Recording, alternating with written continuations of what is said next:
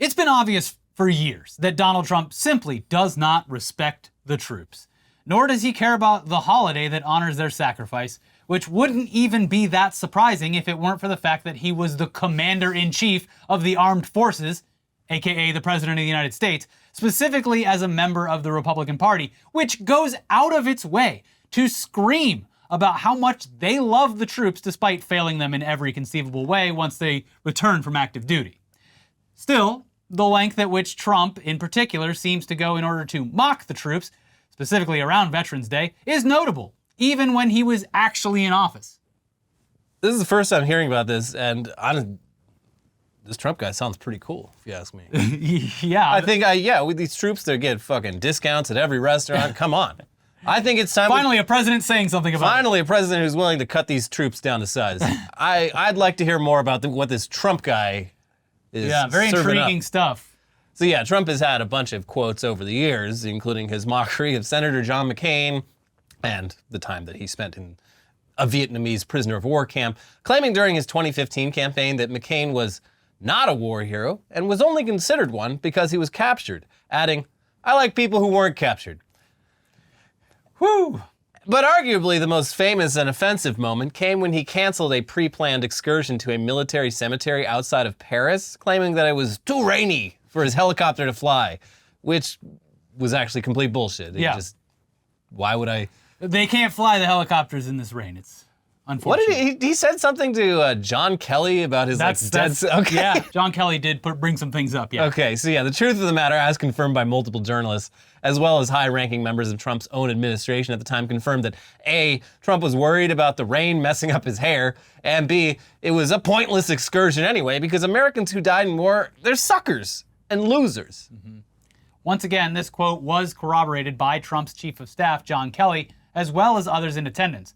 But here's Didn't one of John Kelly's sons die in a war? Am I making that up in my head? Yeah, and I think it was at Arlington, and he was like, why would they do something so stupid as to serve their country? Jesus. There was a bunch of quotes. He's had a lot of comments about veterans in particular that he has said openly that everyone's just like, yeah, I mean, I was there. He fucking said that shit. Yeah, well, I mean, he famously dodged the draft. Yeah. Which, again, pretty cool. I would have dodged the draft. Fuck that war. Yeah. But he didn't. He doesn't. He did it in a rich person way. He just bought his way out of it. Yeah, he went to a doctor. Other people would go to jail for dodging the draft. Yeah. Which, in retrospect, would have been the preferred option. But yeah, I mean, rather than dying. His hatred of the armed forces would almost be admirable if it was actually rooted in any sort of ideological. No, it's only in the way it's just self-service. Yeah, it's just like, why are you stupid? You're fighting a war. Yeah, idiot. But here's a quick summary again from the Atlantic's reporting at the time. In a conversation with senior staff members on the morning of the scheduled visit, Trump said, "Why should I go to that cemetery? It's filled with losers." Dead losers. In a separate conversation on the same trip, Trump referred to the more than 1,800 Marines who lost their lives at Belau Wood as suckers for getting killed. And just so the weirdo Trump loyalists who rage watch our videos, hello and thank you for the views, here's the chief of staff at the time confirming the remarks. John Kelly, the longest-serving White House chief of staff for Donald Trump, offered his harshest criticism yet of the former president in an exclusive statement to CNN. "What can I add that has not already been said?" Kelly said when asked if he wanted to weigh in on his former boss in light of recent comments made by other former Trump officials. "A person that thinks those who defend their country in uniform, or are shot down or seriously wounded in combat, or spend years being tortured as POWs are all suckers because there's nothing in it for them. A person that did not want to be seen in the presence of military amputees because it doesn't look good for me. A person who demonstrated open contempt for a Gold Star family, for all Gold Star families, on TV during the 2016 campaign, and rants that our most precious heroes who gave their lives in America's defense are losers and wouldn't visit their graves in France." You remember when that guy gave him a Purple Heart? And he's like, hey, pretty cool, look at that. I didn't even have to do anything. And then the Gold Star family guy was like, give that man back his Purple Heart. Yeah.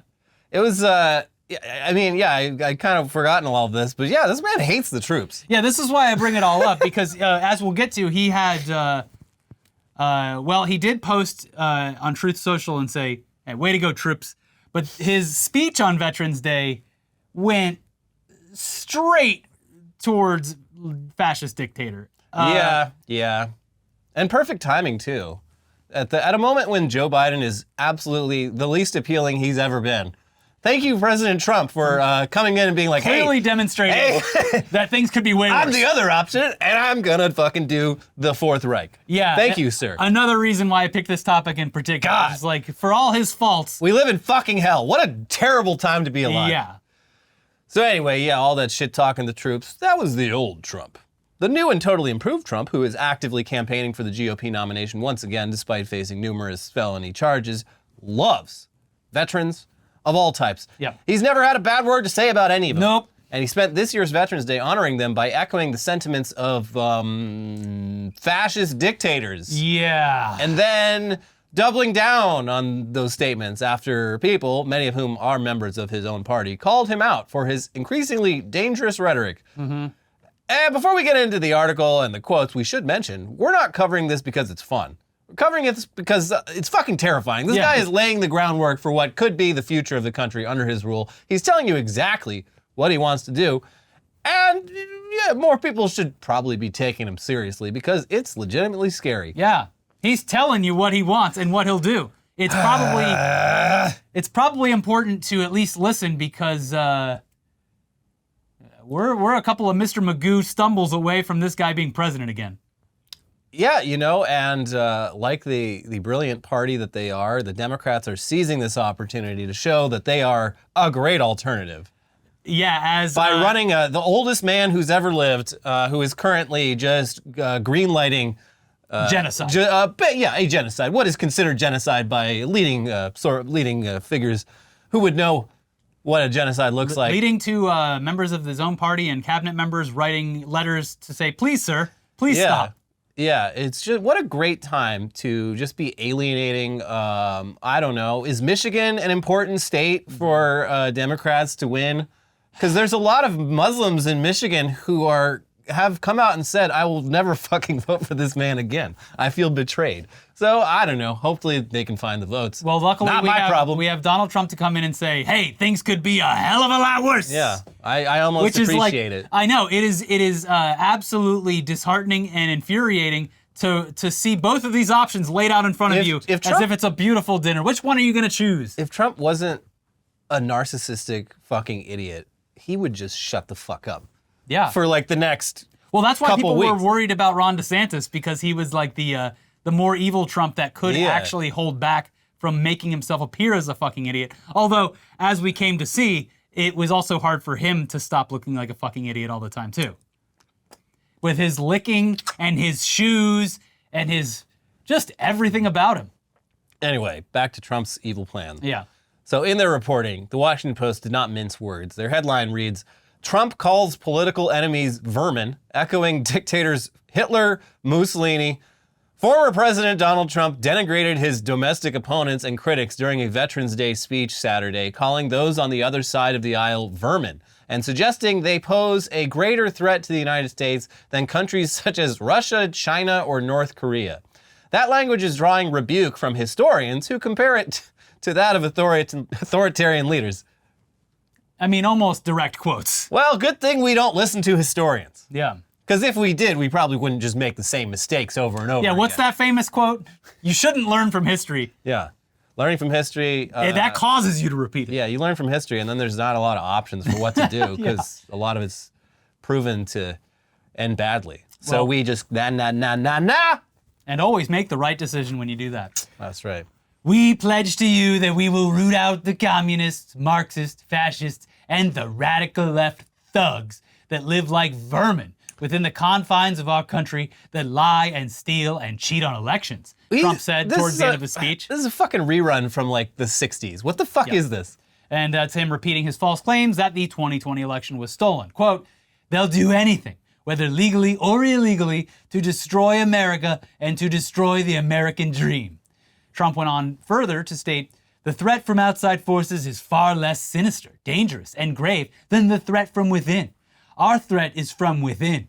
Because if you have a capable, competent, smart, tough leader, Russia, China, North Korea, they're not going to want to play with us. The former president's speech in Claremont, New Hampshire, echoed his message of vengeance and grievance as he called himself a very proud election denier and decried his legal entanglements, once again attacking the judge in a New York civil trial and re-upping his attacks on special counsel Jack Smith. In the speech, Trump once again portrayed himself as a victim of a political system that is out to get him and his supporters. Ruth Ben-Ghiat, a historian at New York University, said in an email to the Washington Post that calling people vermin was used effectively by Hitler and Mussolini to dehumanize people and encourage their followers to engage in violence.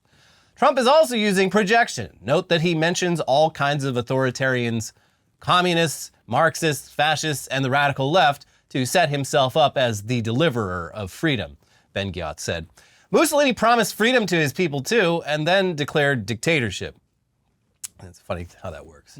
When pressed about the comments, the Trump campaign doubled down with Stephen Chung, a Trump campaign spokesman, telling the Post, "Those who try to make that ridiculous assertion are clearly snowflakes, grasping for anything because they are suffering from Trump derangement syndrome, and their entire existence will be crushed when President Trump returns to the White House.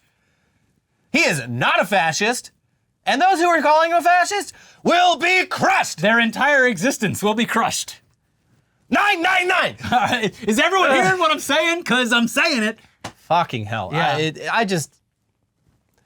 I'm just glad that the man has proven that he is not all that competent at being a fascist. Because can you imagine if he was competent? Well, the problem is he's going to be installing people that are very competent, but also I guess, but I feel like he used up the best ones the first time around. You're going to get even the most deranged ones coming up. But even this guy, Stephen Chung, was like, oh, maybe I went a little too far. So after realizing he'd gone a little too far, he corrected himself, writing back to the Post to say that he actually meant to say sad, miserable existence instead of entire existence. Oh, that's what will be crushed. Yes. Oh, okay. Not fascist anymore. No. Sweet. That'll do. I wouldn't want people to think any of this rhetoric is bloodthirsty and vindictive. That would be the wrong message, I guess.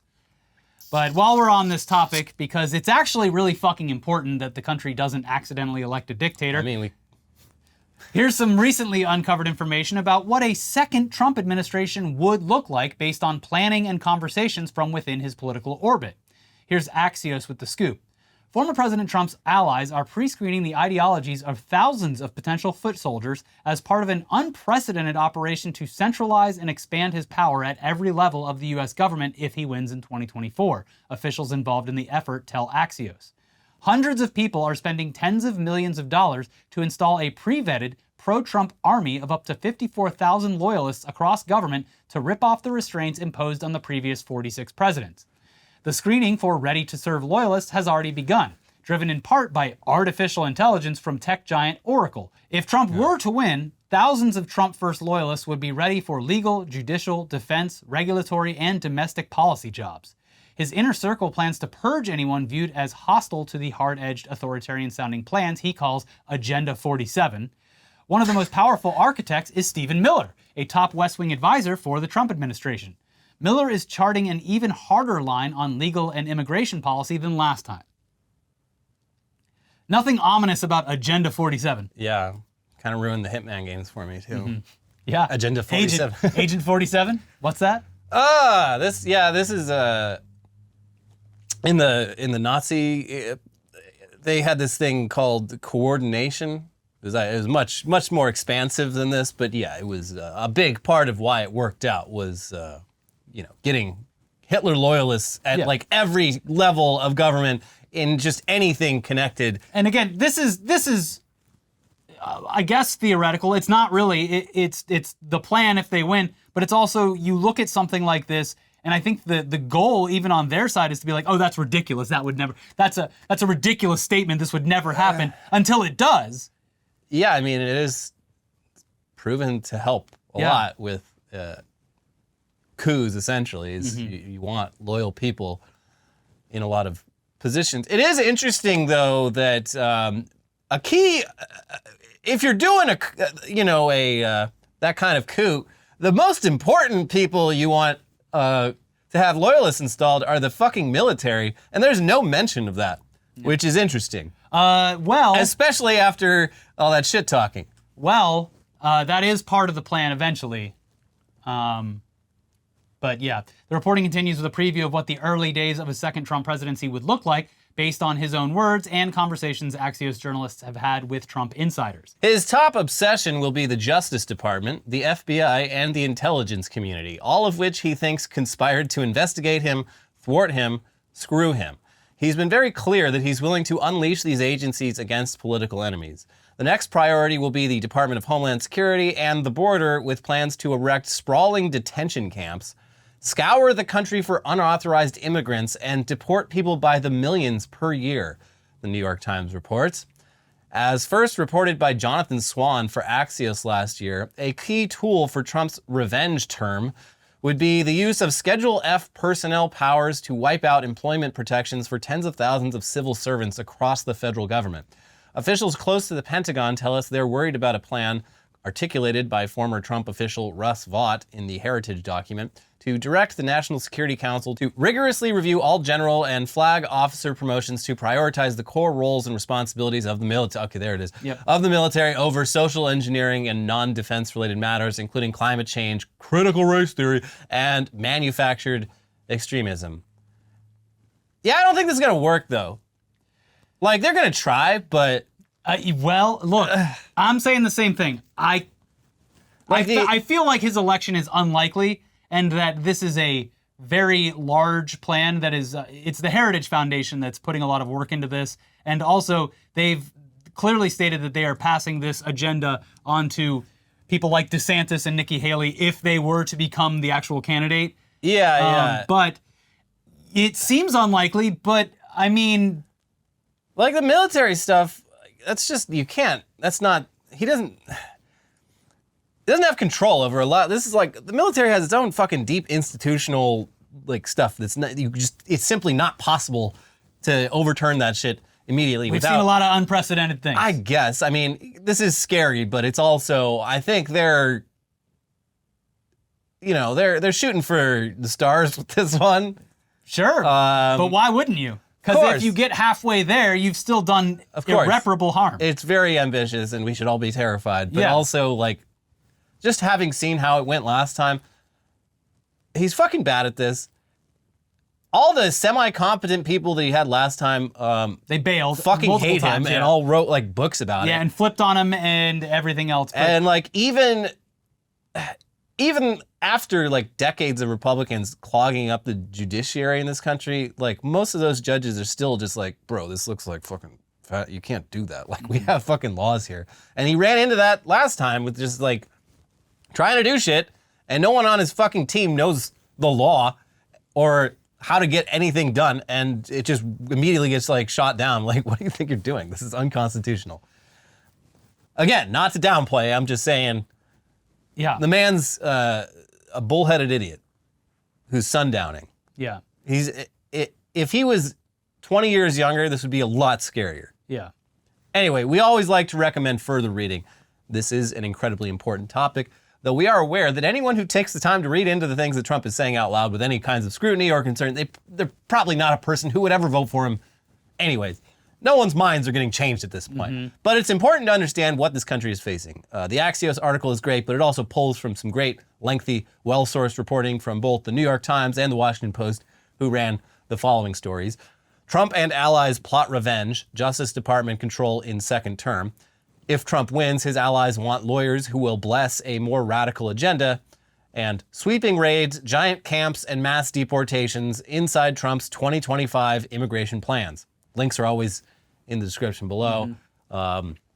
Some of that's probably paywalled, but there are ways. But yeah, we should also mention that this planning from the Heritage Foundation, it does extend to the other Republican candidates. Exactly. Axios mentions that those campaigns have already been briefed on the plans. It's just that Trump is not only the clear-cut front runner unless something changes dramatically. He's also probably the best suited to deploy such an extreme agenda.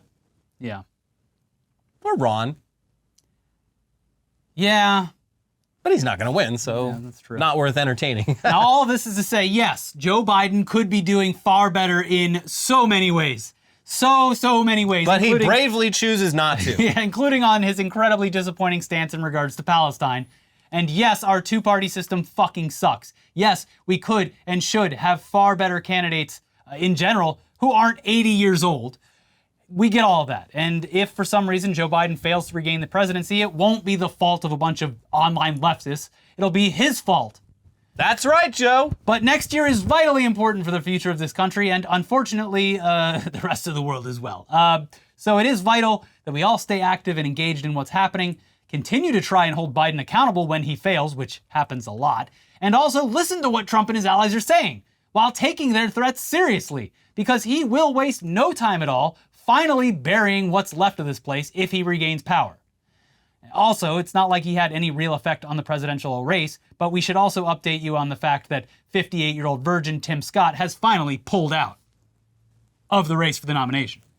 Yeah. Yeah, he dropped out. I guess bye-bye, girlfriend. His girlfriend has been put back in the cryo freezer for future campaigns, and the field of potential candidates has shrunk once again as a result. So long, Tim Scott. Thank you for nothing. Yeah. What was the point of any of that? To be comparably the more extreme candidate when it comes to Christian fundamentalism? To get a job in the cabinet. That's what all Sure. these people are. They're campaigning for Trump's cabinet. Well, not Chris Christie. He's doing this out of spite. He's campaigning for the food cabinet. He's doing this just out of spite. Yeah, no, he hates Trump. And you know what? Good for him. He sucks, but I do kind of admire that he's a very spiteful man, and he does not have good memories working with Donald Trump. Anyways, in other news that hopefully won't happen, but we still have to warn you about, Jacob Chansley, a.k.a. the QAnon Shaman, has announced his plans to run for Congress, paving the way for his big return to the Capitol in what he hopes will be a totally legal reunion with the building that he illegally stormed. So with more on this absurd and frustrating news, here's CBS.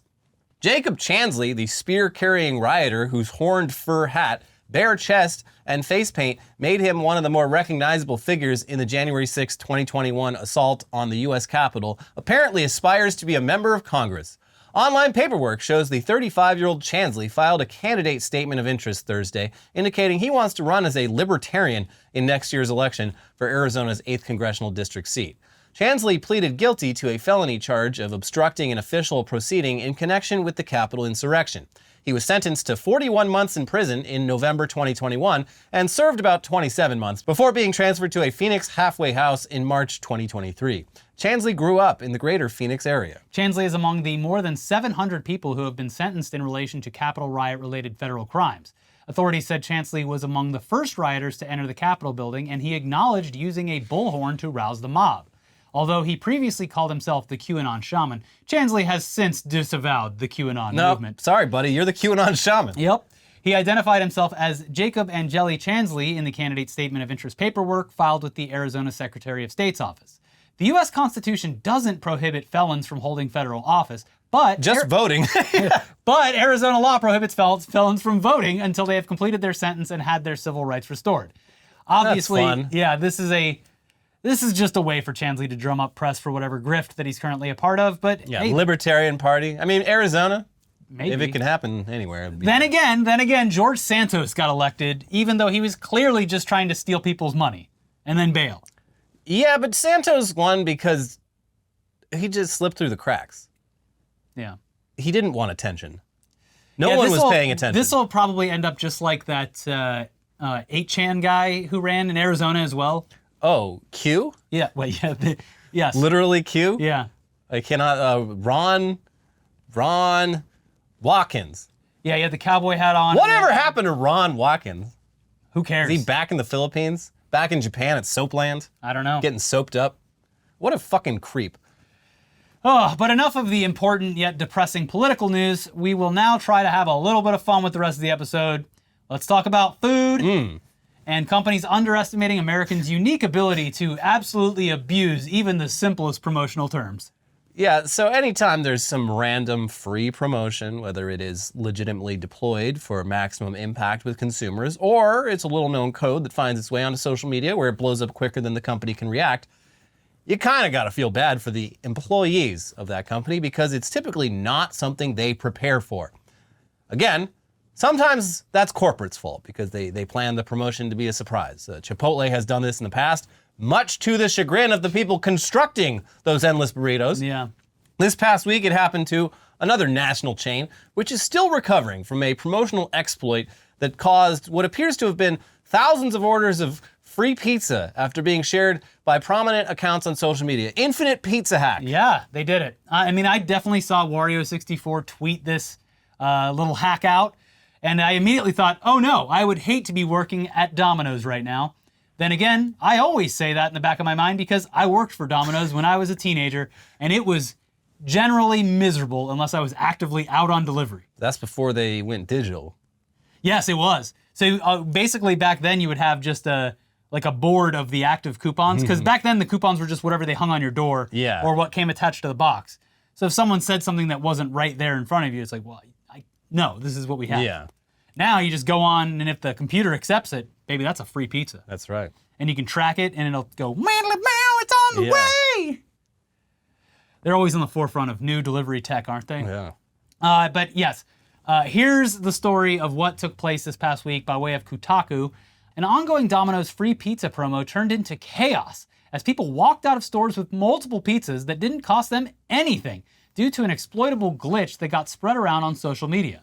At least one manager, amid the free pizza chaos, reportedly texted a Domino's employee, "Don't make any free pizzas. Cancel them." Damn cancel culture. Can't even get free pizzas. Cancel culture strikes again. As soon as one pops on the screen, check and see if it's a free emergency pizza. If it is, cancel it ASAP. In early October, Domino's Pizza launched a new promo called the Emergency Pizza Program. Folks who ordered a qualifying pizza from the company would receive a code that could be used for one free medium pizza at a later date. While nothing has yet been confirmed, it appears people were able to figure out, or someone accidentally shared, emergency pizza codes that could be used over and over again by the same customer. Oh, there's your problem. This, obviously, isn't how the program was intended to work. Tracking down precisely when things went so bad is tricky, but based on posts found on the unofficial Domino's subreddit, where employees often share stories and commiserate, it appears the free pizza storm began on or around November 9th. Once the free pizza codes were shared on TikTok, Twitter, and Facebook, the floodgates opened and stores were reportedly inundated with people trying to order 10, 20, or even 30 pizzas at a time. Fuck you. Videos show some stores with long lines filled with customers trying to get free pizza. How would you even deliver 30 pizzas? A very big car. People were thinking... The Cybertruck! People were not only thinking bigger, their eyes were not only bigger than their stomach, their eyes were bigger than any vehicle capable of delivering pizza. Yeah, well, those are all going in to what I assume are these people's garage freezers. You ever had a friend with a garage freezer? I think we had one when I was a kid. You rich bastard. No, it was like our shitty, it was just like whatever our old freezer from the kitchen was. Our old fridge and freezer. I think my dad kept like beer in there. It was not a good, freezer, it's gonna explode. Well, no, it was literally just like a kitchen fridge freezer. Second fridge, huh? Must be nice. It was pretty nice.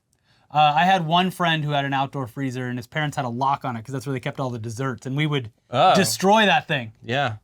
But that's what he got for having somewhat wealthy parents. Wow. Yeah. Anyways, the article continues. 58 pizzas and all are carry-out and some are the same person, explained one employee on Reddit. We ended up giving away 77 of them before it got fixed, claimed one employee.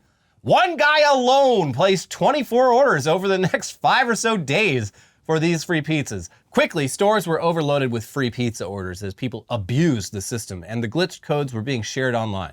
While some greedy pizza lovers were trying to walk out of Domino's with a dozen pizzas or more, others were going a different route and using the broken codes to schedule multiple free pizza deliveries for weeks. I looked in the system last night, like 100 timed orders stretching out weeks for free pizza, posted one supposed Domino's staff member. Who's doing this? Is it Papa John? Yeah. Is it Brendan Fraser in The Whale? This is how I get back in the good graces of my former company. I destroy the competition. And the bonus is I get to eat as many as I want. 30 pizzas in 30 days. Whoever did the scheduling is like genius because if it had worked out the way they wanted it to, that's free food for a very long time. I mean, you're not going to look great or feel great, but free food. It's like that guy who went to Six Flags every single day on his lunch break. I mean, I actually like Domino's, but like I can only eat it once every like 6 weeks. It's just like ordering a large between me and my wife. Like after that's done, and it takes like 3 days to fucking finish. After that, I'm like, All right, no more of that for a long fucking The time. only time I can even remember having Domino's in recent memory is like up in Big Bear, where it's the only thing that'll deliver after like 8 p.m.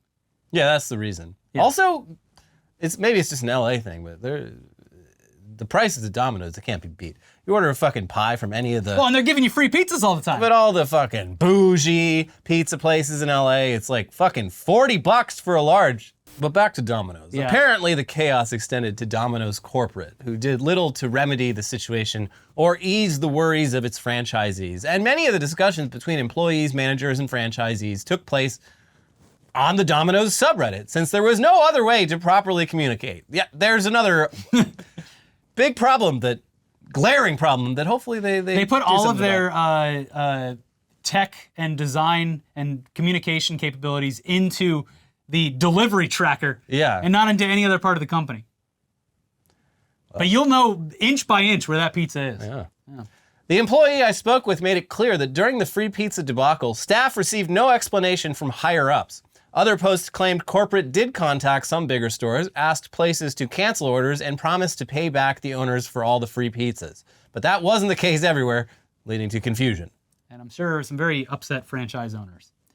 Elsewhere in the food space, though, Red Lobster feeling the burn after their recent endless shrimp promotion was a little too popular. Endless shrimp, you say? Amongst the growing proportion of cash-strapped Americans searching for a good deal for their big stomachs. And the company is now claiming that they've lost millions as a result. Yeah, free shrimp. What are you doing? It's not free, but it is. It is at a certain point. Statistically, it becomes free. Yeah. I'm driving down the average price of that shrimp with each bite. If I pay $20 for unlimited shrimp and I eat 100 shrimp, that basically rounds down to free shrimp. Yeah. Might as well. Here's the takeout with more on this. Getting the biggest bang for your buck is practically an American sport. And when endless shrimp was permanently added to Red Lobster's menu earlier this year, it felt like Christmas morning. To the customers, at least. From a business perspective, things haven't been so rosy. In fact, Red Lobster is anticipating a $20 million loss this year, and some of those many, many shrimp might be to blame. Trade publication Restaurant Business reports that... just love the idea of someone reading Restaurant Business magazine somewhere. I'm learning about the restaurant business. Ah, yes. Whoa! Trade publication Restaurant Business reports that traffic at Red Lobster has grown 4% year over year, but it has posted an operating loss of more than $11 million in the third quarter alone. Red Lobster's owner, Thai Union Group, says that Ultimate Endless Shrimp was a big factor in the loss. You know, you think of these big companies like they're running like the math on ideas like this. I mean, at this point, shrimp is kind of a commodity. It's not the fancy, hard-to-get food that it once was. Yeah, I mean, 20 or 30. I don't eat it a lot, so I don't know if there's like swings in the market, but it does seem like if you're running a large national chain, you'd want to run the numbers and see if this is going to cost you millions of dollars. Maybe they assumed that everyone, every table gets one order of the unlimited shrimp. That gets them in the door. But also, you're Red Lobster. You already got the cheddar biscuits, and That's those what are I'm free. saying. You don't need anything more. Red Lobster is giving it away for free. Also, I think I've eaten at Red Lobster I have- once in my life. I cannot think for the life of me the last time I went to Red Lobster. I think I did go. I took my date on homecoming in high school. Yeah, to the fanciest seafood restaurant in town. Right. Red Lobster. It's probably been about that long for me since then. But those cheddar biscuits, I do remember. I was like, damn. Yeah, I think you can order those now and bake them at home. Yeah. If you do want to die of a heart attack. They sell the mix. It is. I mean, you could get the same effect just dumping an entire thing of salt in your mouth. Yeah. Just pour salt onto a piece of hard cheddar. Yeah. And take a bite. A little bit of butter too. Anyway, for this story about the unlimited shrimp to come truly full circle, all we need is someone who's like Homer Simpson coded to file a lawsuit against Red Lobster for cutting them off from the all-you-can-eat shrimp promotion. Tis no man, tis a remorseless eating machine. So Does this look like the face of someone who had all he could eat? yeah, no, this is America, and the lawsuit's coming. Yeah. It's just who's going to be the one to This do it. is like on par with like a Movie Pass thing, where it's like you almost kind of got to hand it to the moron who like enacted this. Right. It's like- not. It's the company's fault. Yeah, just What were you thinking? while the getting's good, everyone got in and got their endless shrimp. But apparently there were people in this reporting that talked about how at some point, either maybe during it or before it, they started leaving the tails on to increase, slow like, people down. Yeah, and like have them stop, and also it makes it look like there's more shrimp on the plate. Yeah, that's smart. Yeah. They should have left because It's more work to like Yeah. get it off. You're eating slower. I'm also like, how was this specific shrimp prepared? I think you could get it in different ways as well. Oh, Jesus Christ. Because if you want to do this, you're like, hey, free shrimp, but then it's like, it's fucking cold shrimp cocktail. No one can eat more than like a little plate full of that. Man, I could have torn those things up when I was a kid. My dad used to get them for the Super Bowl party. They are good. I'm just saying, like fried shrimp, buttery shrimp, that's one thing. But cold shrimp, Yeah, it's you just have not to as serve it. You have to be like, satisfying. okay, yeah, it's endless shrimp, but you're eating them 4 at a time on top of a bunch of pasta.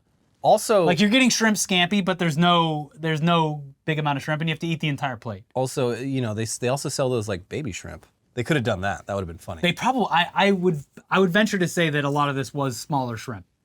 You'd hope so. They should have been like, yeah, it's endless shrimp, but it's brine shrimp. You have to inhale it like you're a whale. Yeah. What is that like? What is that? That webbed teeth that They filter it all out? I hope you brought your baleen because this is fucking filthy. There's a lot of stuff you're probably not gonna want in there. Yeah. So The easiest way to do it is you take one of our paper towels, you put it over your mouth, and then you just pour the brine shrimp Yeah. through, and then you flip it and lick them off of the every paper. 20 minutes we turn off all the lights. Look at that. You splash it around. Yeah. It glows green a little bit. Yeah, and you can look at them and they do a little phosphorescent. dance. Yeah, they call them sea monkeys when they're not Yeah. being ingested. That would be the way to do it. Uh-huh. But then they'd probably get sued again for that. What? We said shrimp. They're brine shrimp. Anyway, we also have an update to the saga that has been playing out at Warner Brothers over the past week or so. Bullying works. Spoiler Yeah, it alert. does, yeah. So the drama behind the decision to shelve a Wile E. Coyote versus Roadrunner movie starring John Cena, a fully completed movie. Yeah. It's ready to go. As you'll all remember, as of last Friday, WB had made the incredibly stupid decision to shelve this film, which was reportedly finished and testing well with audiences in order to receive a $30 million tax write-off. Well, not only have they already reversed the decision and are now looking for a distributor for the film, it also caused a bunch of potential projects and talent to avoid Warner Brothers entirely out of fear that something they create will never see the light of day. Oh my gosh, who could have seen this coming? A very justifiable reaction. You're telling me artists actually take pride in their work? No, here at Warner Brothers, we only create things for the tax write-off. Here's the Hollywood Reporter with all of these updates. With Roadrunner-like speed, Warner Brothers Discovery has reversed its decision to bury Coyote vs. ACME. The studio will now allow director Dave Green to shop his live-action animation hybrid movie to other potential buyers instead of shelving the project for a tax write-off, the Hollywood Reporter has confirmed.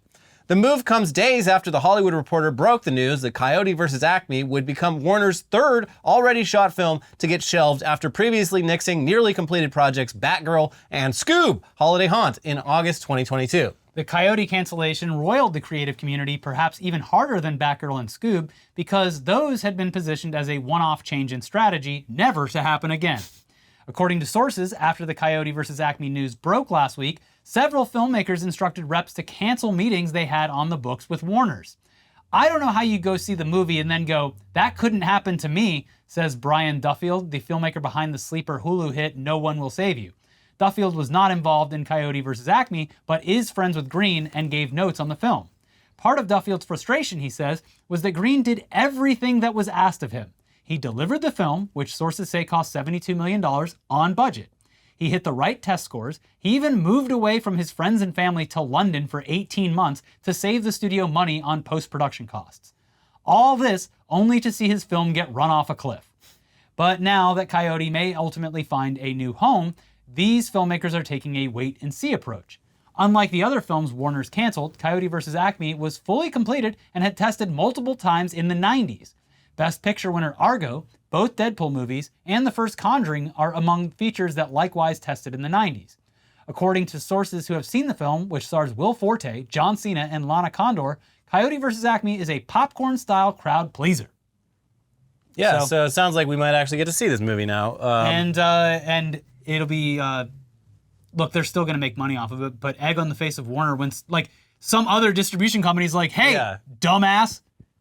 And again, this is Warner Brothers. This is their intellectual property. This is their... They're now just letting someone else crown jewels. And they're just like, fuck, whatever, you want to distribute it?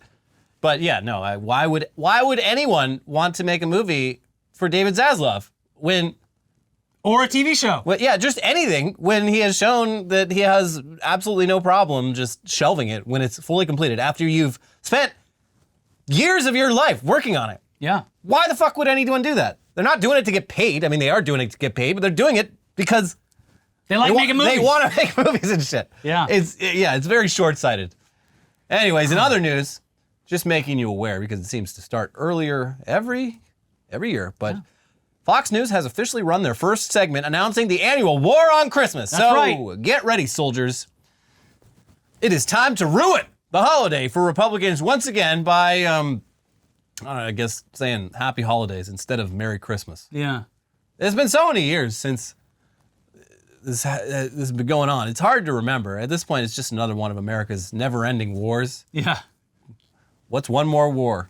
Throw it on the pile. Anyways, happy War on Christmas, everyone. Also, before we go, we have to pour one out yet again for Juniper, whose account on X, formerly known as Twitter, was once again banned from Twitter, despite definitely being a bot account and not having an actual real person behind all those tweets. If it was really Juniper, that would be ban evasion, but this was just simply a bot trained on Juniper's tweets. That's right. And Elon clearly, he saw this as competition for his Grok chatbot, which is also a bot and not just Elon Musk frantically responding to prompts in the middle of the night. So he decided to cut out the competition. He decided to nuke yet another Juniper account, RIP. But if you could do the world a favor and follow her podcast account as well as the podcast itself, we are sure that she would appreciate it. The podcast and Twitter account are both called Western Kabuki, and we will link them in the description below. Yep. No sponsors today, so make sure you smash that like button. And also, if you're rich or you got rich parents with a freezer out in the garage like Elliot's, click the join button and support our show monetarily. Do you get a measly $5 worth of value out of our show? Maybe you tip more than that on a daily basis after people slide that tablet around in your face. Hey, maybe do the same for us. Hit the join button and become a member. As always, we are always just happy to have your review, and we would appreciate it if you just hit that like button and left a comment or replied to one. But hey, the button's there. You might as well use it. Anyways, we got new episodes up here. We got poop at Disney World. We got a bunch of other stuff on Weekly Weird News, and we have our reaction to the GOP debates. Check both of those out. Like the video, and we'll see you soon for more news. Bye-bye. Bye.